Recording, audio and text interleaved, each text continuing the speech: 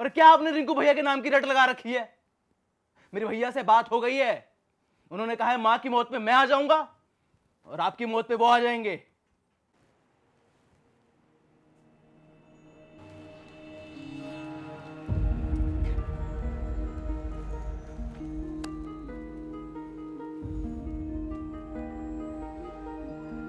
पापा,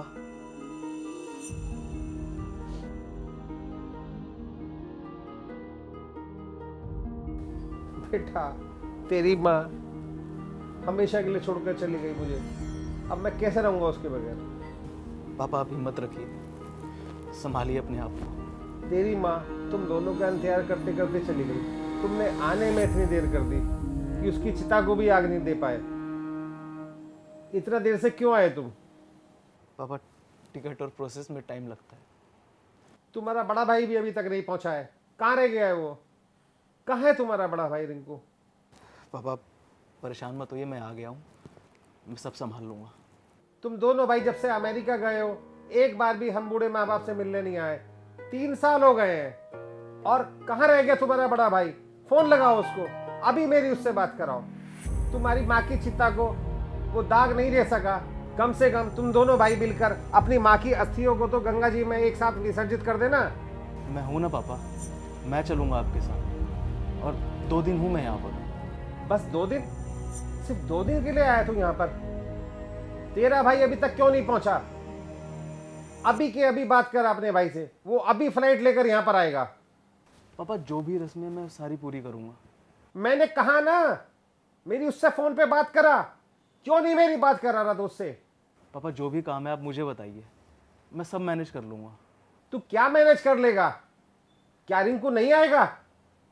मेरी अभी रिंकू से बात करवा। पापा मेरी भैया से बात हो गई है, आप टेंशन मत लो, मैं हूँ यहाँ पर और भैया नहीं आएंगे। क्या बात हुई है तेरी? मुझे बता, वो क्यों नहीं आएगा? मां मरी है उसकी, क्या फिर भी नहीं आएगा? अरे नहीं आएंगे वो। और क्या आपने रिंकू भैया के नाम की रट लगा रखी है? मेरे भैया से बात हो गई है। उन्होंने कहा है मां की मौत पे मैं आ जाऊंगा और आपकी मौत पे वो आ जाएंगे।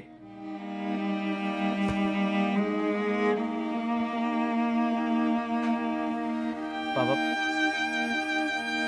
मेरे कहने का मतलब वो नहीं था।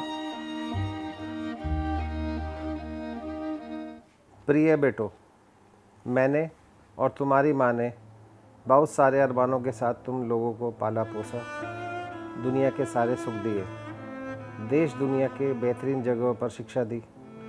जब तुम्हारी माँ अंतिम सांसें ले रही थी तो मैं उसके पास था। वह मरते समय तुम दोनों का चेहरा एक बार देखना चाहती थी। तुम दोनों को बाहों में भरकर चूमना चाहती थी। तुम लोग उसके लिए वही मासूम मुन्ना और रिंकू थे। उसकी मौत के बाद उसकी लाश के पास तुम लोगों का इंतजार करने के लिए मैं था। मेरा मन कर रहा था कि काश तुम लोग भी मुझे हौसला देने के लिए मेरे पास होते। मेरी मौत के बाद मेरी लाश के पास तुम लोगों का इंतजार करने के लिए कोई नहीं होगा। अच्छा है तुम्हारे जैसे नालायक बेटों की हकीकत तुम्हारी माँ के सामने नहीं आई। सबसे बड़ी बात यह है कि मैं नहीं चाहता कि मेरी लाश निपटाने के लिए तुम्हारे बड़े भाई को आना पड़े। इसलिए सबसे अच्छा यह है कि अपनी माँ के साथ साथ मुझे भी निपटा कर ही जाओ। मेरी अंतिम इच्छा है कि मेरी जमा पूंजी वृद्ध आश्रम में दे दी जाए। तुम्हारा बदनसीब बाप।